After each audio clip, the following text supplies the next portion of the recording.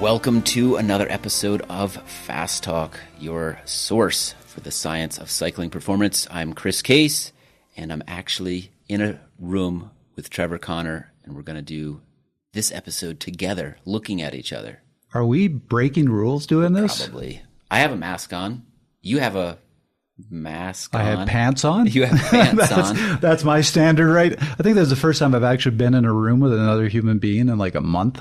Well, time to bring the standards back up to what we might call normal, Trevor. So here we go. Yeah, good luck with that. But we do want to do something a little bit different today. We have been asking all of the guests over the past several months a single question, really, and we want to offer their answers today. But before we do that, Trevor wants to talk a little bit about, give us the context for off-the-bike work, something we've talked about many times before on the show, but we want to give a little bit of a preface to the episode, talking about why it's important, the variety involved, and so forth. So, Trevor, what do you got? So if you've been listening to the show, you know that we think off-the-bike work is really important, and it is. I do a lot of it. The one time I really had health issues, the one time I was kind of feeling, man, I'm old, was when I was just riding the bike. Mm-hmm. And not on the bike. So I don't think we need to go down that road of explaining why off the bike work is important. So we're doing something a little bit different here, which we thought would be fun, which is there's a lot of different types of off the bike work. Absolutely. For different reasons, for different things, for different seasons. That's the thing. I have been asked, why do off the bike work? And what I've noticed is my answer really varies. And it's not because I'm being inconsistent. It's because there's a lot of answers to that question. Absolutely. So we thought about it and felt, hey, it'd be kind of fun to ask people what's their 3 favorite off the bike workouts to kind of get at how are they using it? Why are they using it? What are their different reasons? But I think before we can get to those interviews, we need to just kind of do our summary of what is the purpose of off the bike work, or what are the many purposes? What's the value? So the first and the most obvious, and the one that especially a lot of younger cyclists kind of jump on, is how does this make me stronger? Mm-hmm. There are certainly ways in which off the bike work will make you stronger on the bike, particularly if you're getting into the weight room and doing some strength work. Right. If you are the typical little on the smaller side cyclist, doing some leg work, building some muscle strength is going to help you on the bike. And research has gone back and forth on that, but really now the research is saying it does help you because it strengthens your slow twitch muscle fibers. If they are stronger, you can produce more power where you're still just using slow twitch muscle fibers, which means muscles aren't fatiguing as quickly. You're working purely aerobically. You're going to be fresher at the end of the race than the person who doesn't have that slow twitch muscle fiber strength. So that's one. It just makes you stronger. Yep. Goes straight to the heart of performance in that regard. Also can improve neuromuscular recruitment, which again will help you on the bike. And we've covered that before, so I won't dive into it too much. But the next side, which is increasingly an important one to me as a nearly 50-year-old cyclist, is health. Mm-hmm. And I'm going to say that this is the one that no, you're not going to notice anything a week from now or 2 weeks from now. This is the long-term one. But if you want to have a long cycling career, or even a long season, if you're just talking about a single season, you have to focus on that health side. Cycling is an imbalance sport. You are locked in. You're pedaling in circles, which isn't a natural movement for your body. And there's no eccentric work. And you read any of the research on the strength training side, it talks about the benefits of doing eccentric work. So this is one of those things where you're talking about the health repercussions, sort of the general health repercussions. Mm-hmm. You could go without some of this stuff for a while, and then I think you're more likely to fall off a cliff rather than see small declines. But if you're doing the off-the-bike work, you're actually preventing that from happening in the first place. So I think, I forget which episode it was, but way back early on in this show, we had Dr. Andy Pruitt on, and he made the comment, if I'm walking into a building and a cyclist is walking out, I can always recognize them because of the kyphosis, which is that kind of arch in the back. So you the cyclists who only ever ride the bike, you watch them walk and they stop looking human. They stop looking normal. Yeah, it's like that graphic you've seen between the primate and the human at the other end. And somewhere in between is the cyclist because they're hunched over. So you heard it here first. Cycling is a de-evolving sport? Or? Yes, it is. And that was episode 59 with Dr. Pruitt, preventing I think it was the most common cycling injuries, and that was one of them that you are getting really good at this. I vaguely remember doing an episode at some point, and you just instantly, here's the episode. I have a helper over here. She's called the producer. I know sign language. She's giving me signals. I like this. We can and we're challenge in the us. We're in the same room, so we can actually do this stuff appropriately. Anybody listening right now, this is not live. Call immediately. Ask us a question about something that was said, and we'll give you the episode number right now. Absolutely. Not that you have a phone number for us. Not that this is live. There's a voicemail. Leave us a voicemail. 719-800-2112. My credit card number is 414. My social security number is... You can pretty much figure out people's social security numbers, right? So not only can you ask us about an episode, but you can now pretend to be Chris Case for the rest of your life. You have all the information you need on him. Do you know your credit card number by heart? Oh, I don't even know my phone number by heart. I do. Do you know your social insurance number? My social insurance number. Yeah, you don't have one of those, do you? No, I do not. I'm not Canadian. That's Canadian equivalent to Social Security. I have both. I'm special. Do you remember either of them? No. What Not is even it? Slightly. I remember the last 4 digits of my Social Security because I get asked that all the time. I think we should probably talk about off-the-bike workouts now. So let's get back to off the bike, yes. So the health component, keeping you upright, keeping you in balance is critical. There is research showing that cyclists who just ride the bike can suffer from osteoporosis. At least they can lose bone mineral density because it's you don't have any sort of impact, which helps bone growth. So you might not feel it tomorrow, like I said. You might not feel it next week. But if all you are ever doing is riding the bike, you are shortening your career and you are impacting your health. And soon it's going to catch up. Right. And I have told this story in previous episodes, but the story I love to tell is back when I was coaching the CSU cycling team. And mind you, I had a fantastic coach in Ushangamiri up in Canada who was huge on off the bike work. He wanted us to stay healthy as athletes. So he drilled that into my head, and I will always appreciate that. So when I was coaching CSU and I saw nobody doing this, I would bring it up at the team meetings. Everybody like, yeah, whatever. I just want to ride my bike. And so I finally, in those meetings, I figured out how to kind of get through it to them because they're all in their early 20s. I was 40. And I would just go, put up your hand if you have an overuse injury that's taken you off the bike. And over half the room would put up their hand. And I would just go, you are all early 20s. Most of you have an overuse injury. I'm 40. I didn't put my hand up. Yeah. That's why you do off the bike work. Right. Yep. And I guarantee you, if Hushang had not drilled that into my head, I would probably not be racing anymore. So that's part two. It's this health side. There is a third side. So, call that physical balance. There's also a mental balance side. Cycling can wear on you if you're doing interval work all the time. Even if you're having fun on Zwift, if you're always kind of doing the same thing, it's going to wear on you. And there is eventually you just need to do other things. I think it makes you hungrier too. Right. In terms of getting the quality work that you want when you want it, being fresher mentally so that you can put yourself into somewhat painful situations, whether it's in your intervals or blocks where you're going to be suffering by the end of that training block. If you go into it and you're already mentally fatigued, then you're probably not going to get out of it as much as if you go into it fresh or with the right mindset. And sometimes freshness is exactly what you need going into that sort of stuff. Exactly. I can't tell you many times with athletes where I see them starting to get mentally stale. And I put on their training plan, I go, this weekend, instead of going out for a ride, go for a hike. Mm-hmm. And sometimes I'll get some resistance, but then they go for the hike and they'll let it go. Oh, I needed that. I didn't even know it. That was so much fun. You just go, you just need to be mentally fresh. Yep. My favorite is I do have one athlete that when he gets mentally fried, he goes and bowls.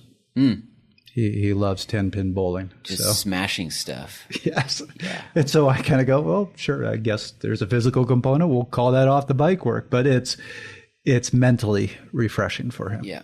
Yeah.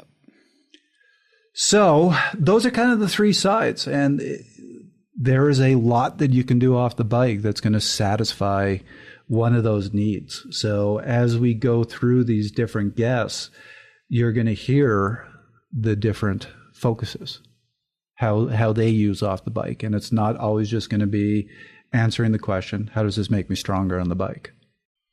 One thing that you didn't mention in there but pertains to some of the things that we talked about is I think that doing stuff off the bike actually makes you a better athlete. Not just a cyclist, but a better athlete. Absolutely.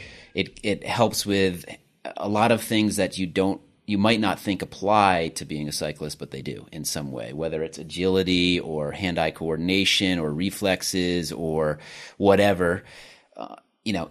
Whether it's on the bike or off the bike, some of the skills that you learn in another sport can help with the technical side of cycling, which we haven't really spoken about either. So I do a lot of stuff off the bike, and it's not all the time, but to become a better or maintain a higher level of athleticism, I guess I would say generally, which then can apply to the sport specifically. I think there's three terms here that are often used synonymously, which is fit, athletic, and physically healthy. Mm-hmm.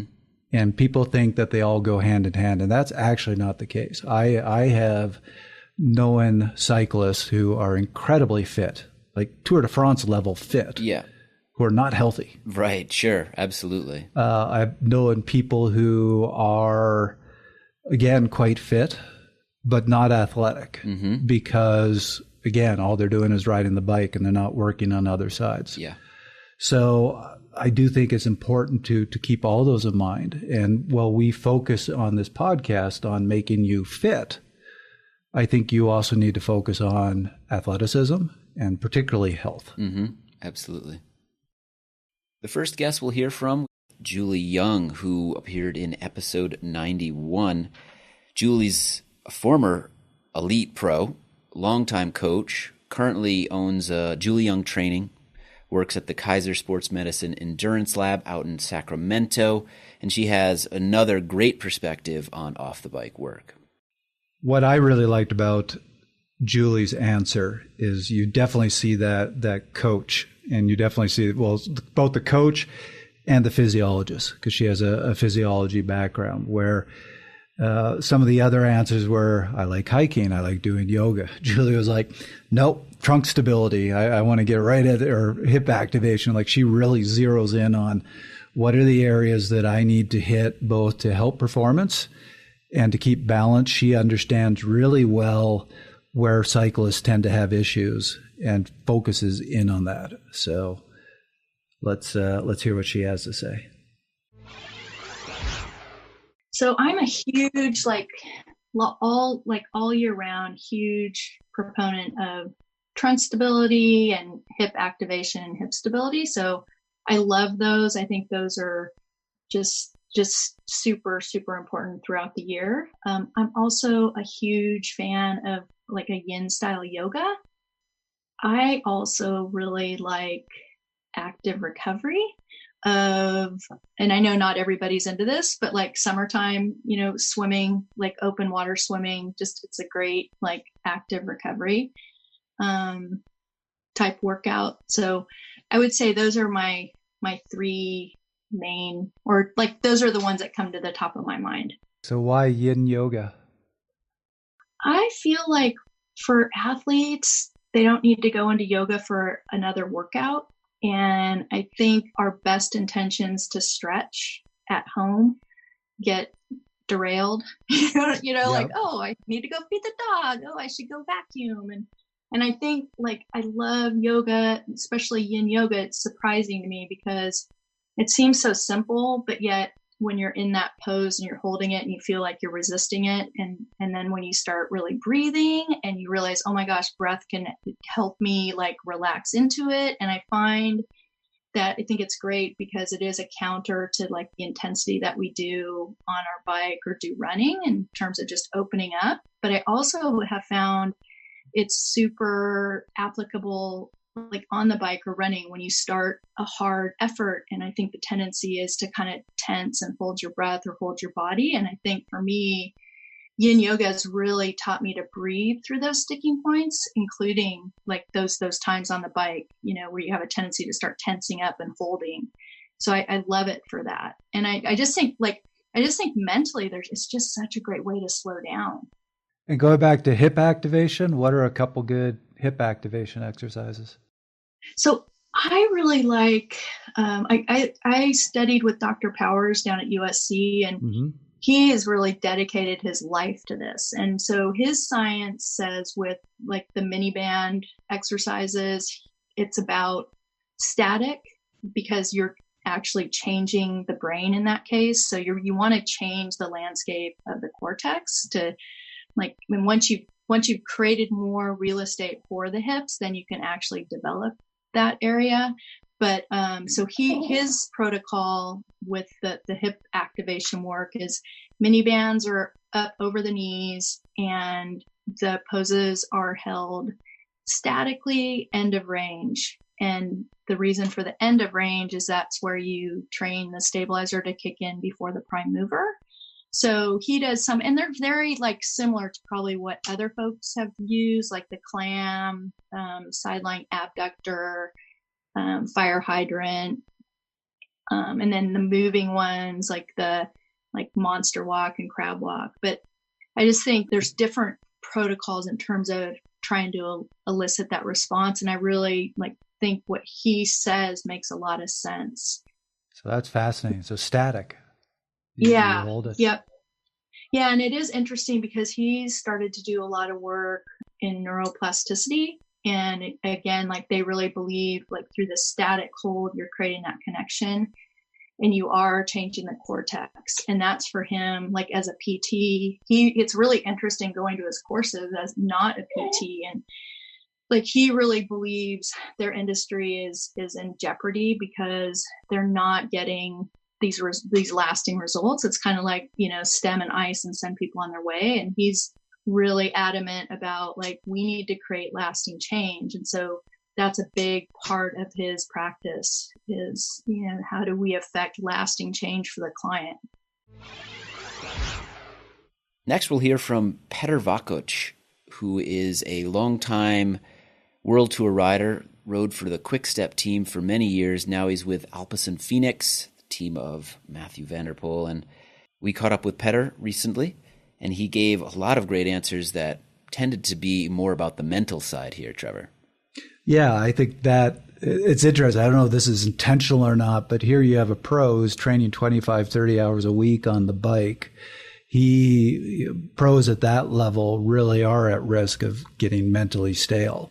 So it seems like he's really zeroed in on how do I keep myself mentally fresh. And a lot of these have to do with his sort of off season, when right. He's preparing for the big load to come. And in the winter months, you might say he's doing a lot of this stuff off the bike. Yeah, I think he even said that he takes several weeks off and just goes and does things that are fun. Yep, absolutely. Great. Let's hear from Petr now. The number one is definitely hiking. I love spending time in nature, and most of the winter preparation I spent walking in the climbs here in Andorra. It's a perfect environment to do this. And at the moment when I'm not able to train outside on the bike, I can still do the hiking. So it's also a big part of training at the moment.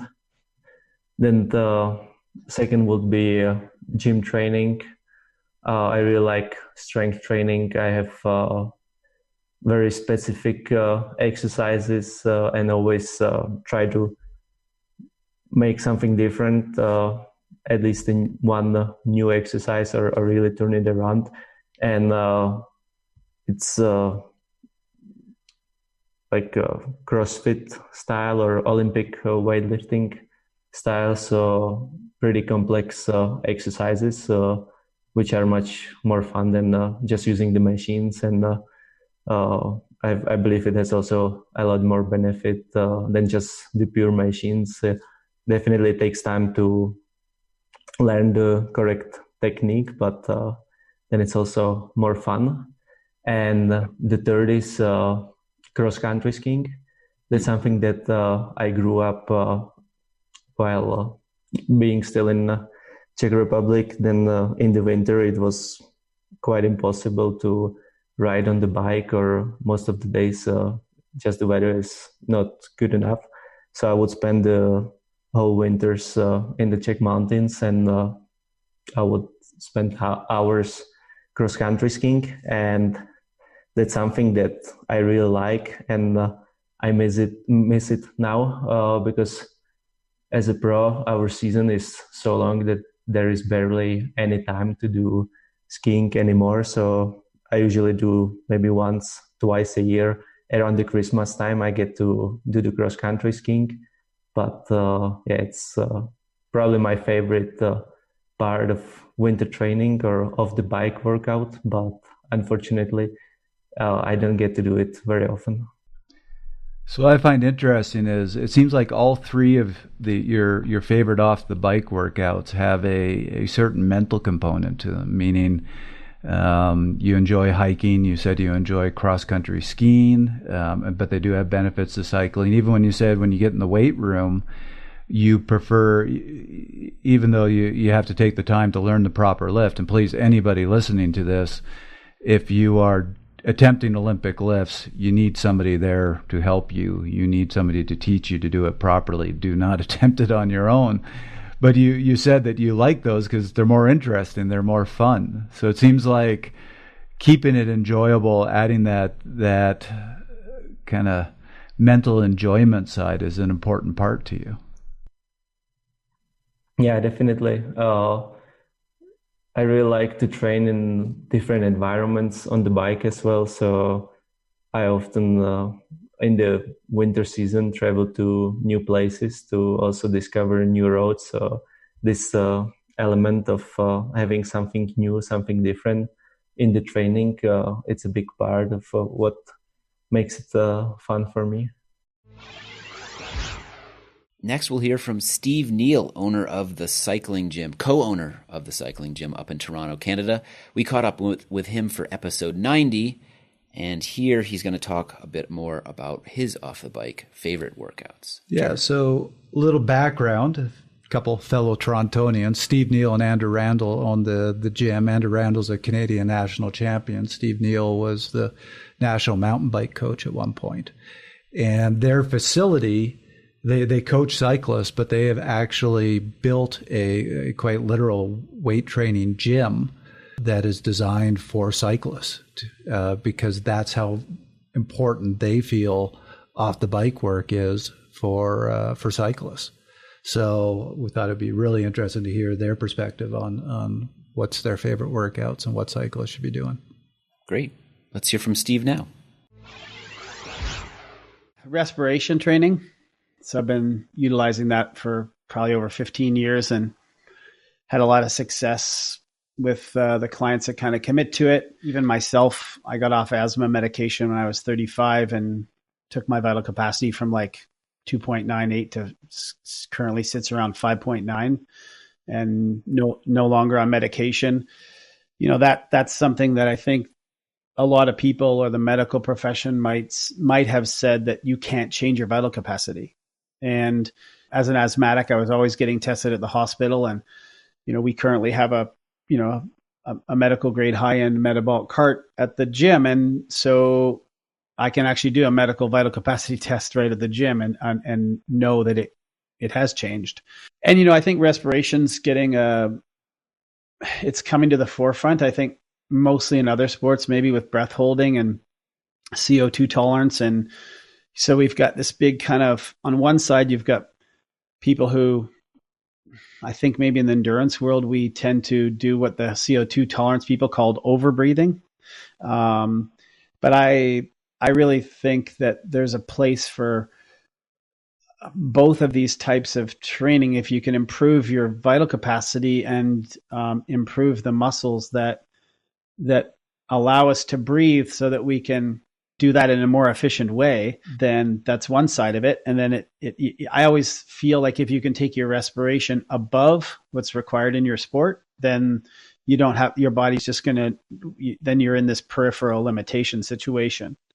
But, our respiration can be a limiter in our bigger picture. I'm really just starting to sort of learn more about breath holding and CO2 tolerance, and I'm kind of fiddling around with that for a little over a year. And so I think respiration is going to come more to the forefront with products that are getting maybe a little bit cheaper and more accessible for everyone to actually do some respiration training. I think that's one thing that I like to look at. The stretching, strength training thing is super important.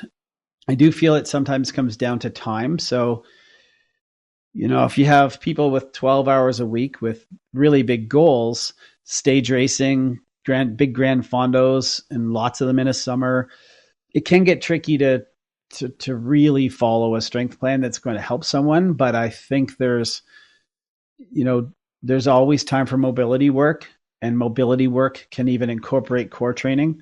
Some people just don't need it. It's like I worked with some people who tried strength for a year and then felt a certain way and gone off it. And they just, I don't know, some people just seem to be resilient and mobile and strong enough and healthy enough. And others are just continually getting injured and being uncomfortable and trying new saddles and switching their shoes and their cleats. And so I think if someone's really super fidgety and always changing stuff or looking for the next most comfortable thing, then, mobility and or strength training would really help them. And sometimes a proper mobility program can't always be done at the same time as a proper strength program. And so maybe deciding which one is best for the person might be the way to go. Now let's hear from Payson McKelvin, who appeared in episode 97 about stretching, with the main guest being Menachem Brodie. But we thought his answers during that episode were great, so we bring him back for this episode here. Payson's a multiple-time national mountain bike marathon champion. Pretty nice guy, if I do say so myself. And here's what he has to say about stretching and yoga. So Payson, as a mountain biker and a gravel racer, do you use stretching in your daily routine? Do you use it as a recovery tool? Do you use it for your warm-up? I do stretch, but it's more as I feel I need it. I don't have a stretching regimen per se. I've heard it seems like one of those topics where you've got folks all over the map, folks theoretically in the know all over the map, based on what I've heard. The kind of stretching I do is, I guess, what you'd call more dynamic stretching. Part of my gym warm-up routine involves some stretching, but it's almost more mobility type stuff, creating the range of motion, or increasing the range of motion that you actually are able to control. And by that I mean, if you just pull up your ankle to your butt to stretch your quad, that's not really a movement that you're under control with per se. So one thing we've kind of been working on is the mobility component. So how far can you get that foot back to your butt without using your hands help, for example? So stuff like that. That said, sometimes I will do much more traditional stretching just when it feels right. When muscles are really sore, for me, and I think for a lot of people, stretching just feels really good. And it's not like some crazy half-hour thing where I meticulously go through every muscle group and have a checklist and make sure I get everything. It's more just this feels good. I need to kind of stretch here, that sort of thing. And I've heard mixed things about whether stretching is quote unquote good or not. I would never stretch aggressively like on the start line of a race. That said, one of the veterans that I race against, Carl Decker, is pretty famous for doing stretching right on the start line. And we kind of giggle at him for that now and then, but that's what he likes to do. So yeah, it's more of a case by case basis. And I actually had a professor in college who is very, very against stretching. But to me, it just kind of feels really good sometimes. And I think at the end of the day, there's probably something to that. Right. What about yoga? Do you incorporate that into your life in any way, or as a recovery tool, or even a way to relax the mind? I'm not a regular yogi. I have done yoga in the past, and I will do it here and there. Again, it's more something that just feels good. This kind of reminds me of the conversation I often have about CrossFit, where people see that I go to a CrossFit gym and they see that a lot of the moves I do look a lot like CrossFit, and they ask if I do CrossFit. And I say, well, kind of. Like a lot of the strength moves we work with are very much look like CrossFit, and some of them are even, in the CrossFit games, but we don't have the time component at all. Like I'm not rushing through it, really focusing on quality over quantity of reps, all that sort of thing. And so similarly, with stretching and yoga, it's just sort of like some of the moves that I do probably look like yoga, but it's not because they come from yoga. Right. I understand. Yeah, they just feel right. So, if I say do really push myself towards the end of a strength workout in a plank position and just see how long I can hold a plank position and really, climb into the box and bite down and do a max out on a plank, which is something we do often at the end of a gym workout. What feels really good right after that is a downward dog move. Does that mean I do yoga? I don't know. All right, Trevor, you're on the clock. You got 1 minute or 3 minutes really to talk about your 3 favorite workouts off the bike. Can't be on a bike. Go for it. I actually have a whole bunch, but I think I get to pick 3 that are definitely among my 3 favorites that gets at each of those different elements we were talking about. So in terms of the strength performance side, I have a whole plyometrics routine that I love to do. Part of my enjoyment is I go into the field behind my apartment complex and do it. And many of these things look really strange. And all the people in the complex stare at me, wondering what the heck I'm doing. Do they look as strange as the guy wearing the VR glasses dancing in the snowstorm that we saw that one time? Nothing will be as strange as the guy sitting in the parking lot with VR goggles on. Yeah, no, I won't do that ever. All right. So that's my performance side. My health side, I have a back issue. Mm-hmm. I do a lot of core work to try to keep my back strong. I have figured out what does and does not help my back, and find if I don't keep that up, my back starts bugging me. Mm-hmm. And finally, the third one, just the mental side. I'm not a huge fan of running, but I love to snowshoe. Mm-hmm. And every time we get a snowfall, I get really excited because I go and hit the trails and snowshoe for a couple hours. And it's just one of my most fun days. Awesome. That's around here. You can't beat a good snowshoe when we get a few feet of snow. Yeah, there's some pretty wild trails around here. So, Chris, you're on the clock. What are your 3 favorites besides chasing your daughter around? That's really good exercise off the bike and really good mental break for off the bike times. But no, I would say running is something that I have rediscovered in a way. And while it's, can be as physically taxing, sometimes more so than being on the bike, I love the simplicity of it. Just throw the shoes on and go out the door. From my house, there's a lot of good trails. So it serves a off the bike strength purpose, if you will, an agility purpose, trail running, but it also has a mental component to it because of the simplicity, because you can go out for an hour and just, you're not really even having to pay attention. You're just listening to birds sing and stuff like that. For a more purely mental side of things, I love hiking and getting into the wilderness in Colorado or wherever I might be in the world. I love it. I can't get enough of seeing great landscapes. And when I do that, I try to really take my time, slow down. It isn't about getting to the summit of anything. It isn't about reaching a high point or climbing something impressive. It's just being out there, slowing down, relaxing, appreciating what's around me, all of that. I'm starting to sound like Colby Pierce now, but it's like a spiritual thing. It's really amazing and refreshing to be outside without any devices around too. That's another thing. Leave your phone in somewhere that you can't get to. A third thing, in the winter times when we get a snow, if I'm not on trails, snowshoeing or hiking, then I do love to do some Nordic skiing too. And that's a really great way to get fitness without being on the bike. And so in those winter months when it's tempting to get back on the bike, I try to resist that because I know I'll spend a lot of time on my bike, maybe too much time on the bike in the summer months. So we can do that Nordic skiing as a family more. And I love just getting up onto some trails and doing that. So